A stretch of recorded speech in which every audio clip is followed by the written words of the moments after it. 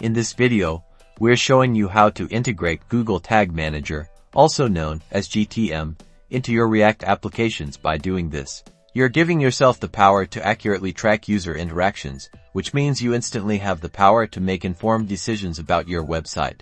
Let's start by creating a Google Tag Manager account. If you don't already have one, navigate to the Google Tag Manager website and click Start for free. You can then create an account or sign in with your existing Google account. Once logged in, set up a new container by giving it a name, typically your website's name or a descriptive label. Select Web as the target platform, as we're tracking data on a website that will run in browser. After creating the container, you'll be presented with 2 critical code snippets specifically for your website. Copy these snippets.